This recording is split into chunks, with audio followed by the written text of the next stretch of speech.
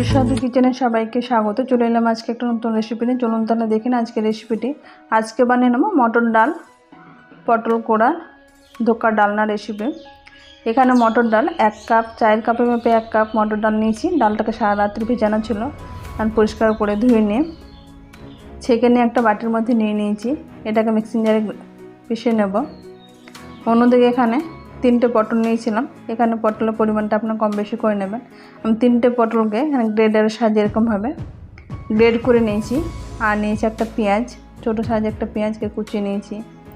অন্যদিকে একটা প্যানের মধ্যে ওভেনে বসে প্যানটা গরম করে নেওয়ার পরে এখানে দিয়ে দিলাম সরিষার তেল, অল্প পরিমাণে জিরা, এখানে কাঁচা জিরা আছে, এখানে চাইলে আপনারা কালো জিরা ব্যবহার করতে পারেন। এখন কয়েক সেকেন্ড এটাকে জিরাটাকে ভেজে নেওয়ার পরে যে পেঁয়াজটা কুচানো ছিল সেই পেঁয়াজটাকে এখানে দিয়ে অল্প পরিমাণ লবণ দিয়ে এটাকে ভেজে নেব। পেঁয়াজটা এখানে হালকা করে ভাজা হয়ে গেছে। এখন এখানে দিয়ে দেব রসুন বাটা, আদা বাটা। এটা দিয়ে এখন কয়েক সেকেন্ড এটাকে নেড়ে চেড়ে যে পটলগুলো পোড়া আছে সেই পটলগুলো দিয়ে দেব। এখন নেড়ে চেড়ে এখানে যে মটর ডালটা পেস্ট করে রেখেছিলাম সেই মটর ডালটা দিয়ে দেব। এগুলো নেড়ে চেড়ে এখন দিয়ে দেব স্বাদ মতো লবণ, হলুদ গুঁড়ো, জিরা ধনে গুঁড়ো, দুটো মিলিয়ে হাফ চামচ। এখানে আপনারা সবজির পরিমাণে হিসেবে এখানে মশলাটা দিতে হবে। এখন মশলাগুলো দেওয়া হয়ে গেছে। এখন এটা ভালোভাবে যে রসটা থাকছে সেই রসটা এখানে শুকিয়ে নেব। এরকমভাবে কড়াই থেকে উঠে আসবে। এখন ওভেন থেকে নামিয়ে নিয়ে এরকম ভালোভাবে শুকনো হয়ে গেছে। যখন ওভেন থেকে নামিয়ে নিয়ে এখন এটা ঠান্ডা করে নিয়ে একটা চপারের উপর রেখে এরকমভাবে চৌকো শেপ করে নিলাম। হাত দিয়ে একটু চেপে চেপে এরকম চৌকো করে নিয়ে এখন চাকুর সাহায্যে এরকম বরফি শেপ করে কেটে নেব। এটা আপনারা কাটাটা নিজেদের উপর নির্ভর করে কেটে নেবেন। এখন হাত দিয়ে একটু চেপে চেপে এটা বরফিটা শেপ করে নেব যাতে এটা দেখতে ভালো লাগে। এরকমভাবে শেপ করে নিয়ে এগুলো ভেজে নেব। অন্যদিকে এখানে নিয়েছি ফুল 3 চামচ ময়দা, স্বাদ মতো লবণ।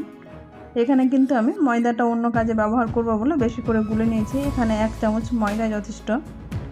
অল্প পরিমাণ লবণ দিয়ে আর জল দিয়ে এটা গুলে নিতে হবে। এটা লিকুইড একটা ব্যাটার তৈরি করে নিতে হবে। এরকমভাবে নেড়ে চেড়ে ব্যাটারটা রেডি করে নেব।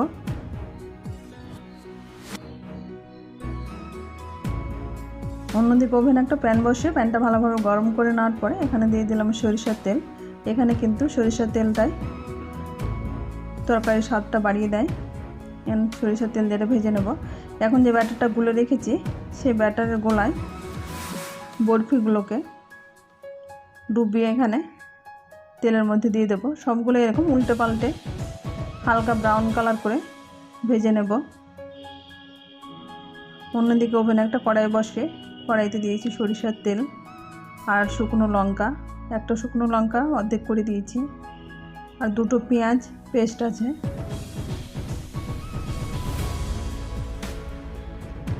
লঙ্কা বাটা, রসুন বাটা, আদা বাটা,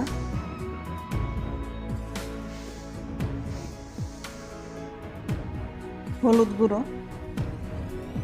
যেহেতু এর আগে সবগুলোর মধ্যে হলুদ মশলা সব দেওয়া আছে, এখন পরিমাণ মতো দিতে হবে। আর দিয়ে দিচ্ছি স্বাদ মতো লবণ।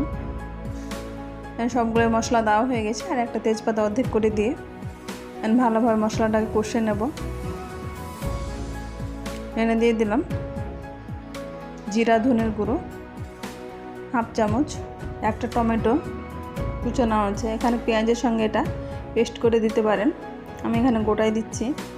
আর টমেটোটা ভালোভাবে নেড়েচেড়ে সেদ্ধ হয়ে যাবে।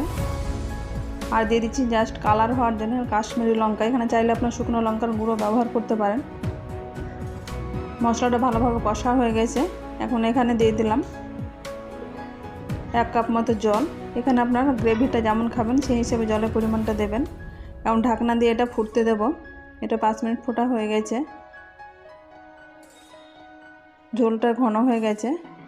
এখন এখানে যে ধোকলাটা ভেজে রেখেছিলাম সেই ধোকলাটা দিয়ে দিচ্ছি। সব দিকে ছড়ানো হয়ে গেছে। এখন উপর থেকে ধনেপাতা কুচানো আছে, ধনেপাতা কুচি ছড়িয়ে দেব।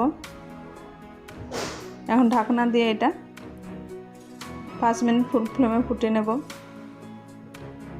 উপর থেকে ভাজা মশলার গুঁড়ো 1/2 চামচ মতো ছড়িয়ে দিয়ে ঢাকনা দিয়ে এখন 5 মিনিট ফুটতে দেব।